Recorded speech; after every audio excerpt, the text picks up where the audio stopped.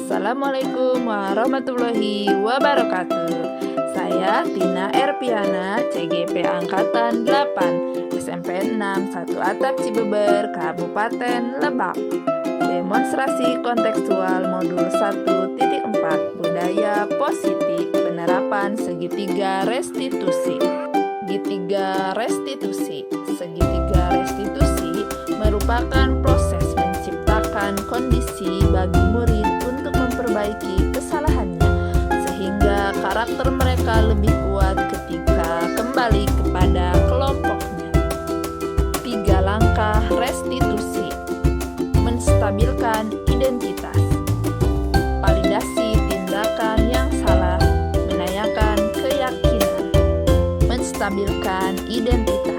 Pada bagian ini merupakan bagian dasar dari segitiga bertujuan untuk mengubah identitas anak dari orang yang gagal karena melakukan kesalahan menjadi orang yang sukses. Validasi tindakan yang salah. Pada bagian pertama, setiap tindakan kita dilakukan dengan suatu tujuan, yaitu memenuhi kebutuhan dasar. Yang kedua, sebuah pelanggaran aturan seringkali memenuhi kebutuhan anak akan penguasaan atau power, walaupun seringkali bertabrakan dengan kebutuhan yang lain. Yang ketiga, dalam restitusi, guru harus memahami alasannya dan paham bahwa setiap orang pasti akan melakukan yang terbaik di waktu tertentu. Menanyakan keyakinan. Pada bagian ini, murid akan diberi pertanyaan-pertanyaan bermakna untuk memunculkan motivasi secara intrinsik.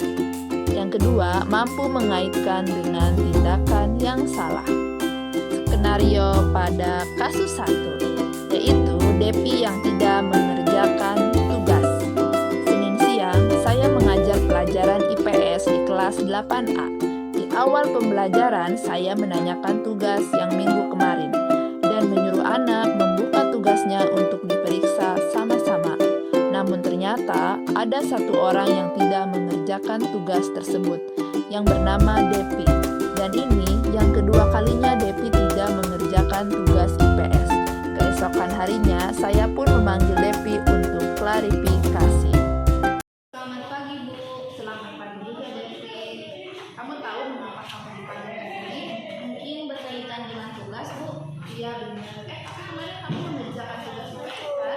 Iya Bu, saya tidak mengumpulkan tugas IPS. Devi, semua orang pernah punya kesalahan, termasuk Ibu. Namun setiap tindakan pasti ada alasannya. Kira-kira mengapa kamu melakukan itu?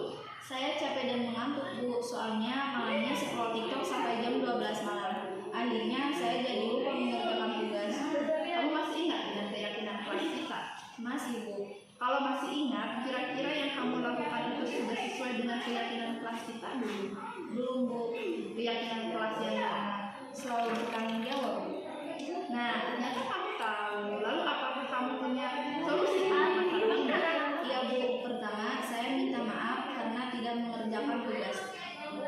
Kedua, saya tidak akan tidur terlalu malam lagi. Dan yang ketiga, saya akan mengerjakan tugas dari Ibu dan akan saya kumpulkan besok. Baik, Ibu apresiasi atas tanggung jawabmu. Nah, sekarang kamu boleh istirahat. Terima kasih Bu, permisi. Skenario kasus 2. Kasus 2, permasalahan Dika mengganggu teman sedang membuat tugas. Saya sedang mengajar di kelas 8A, kemudian memberikan lembar kerja kepada murid. Saya melihat seorang siswa laki-laki bernama Dika menarik pena Pina serta menyemprotkan air minumnya ke wajah Pina. Padahal Pina sedang mengerjakan tugas lembar kerja di bukunya. Hasilnya buku Pina pun menjadi basah. Akhirnya membuat Pina merasa kesal dan menangis karena harus membeli buku dan mengerjakan tugas ulang kembali. Kemudian saya menegur Dika dan meminta menemui saya ke kantor setelah kegiatan pembelajaran. Apa yang kamu lakukan tadi di Pina? Saya mengganggu dia sedang membuat tugas Bu. Mengapa kamu lakukan itu? Saya iseng saja Bu, ingin membaik saja. Iya, Ibu lihat kamu tadi melakukannya, tetapi kamu tidak tahu apa yang kamu lakukan.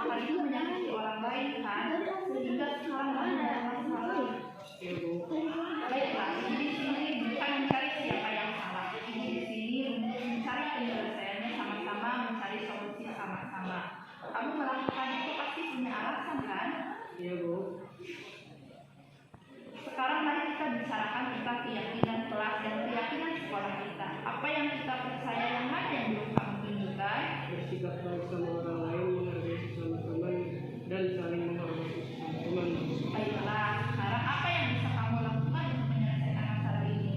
Saya akan meminta maaf kepada Vina dan berjanji untuk tidak mengulangi lagi, Bu.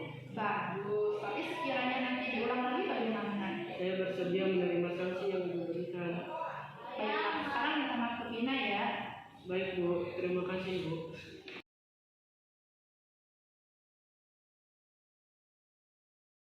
Dari kelas 8, saya berterima kasih kepada Ibu Tina Erpiana atas penyelesaian masalahnya.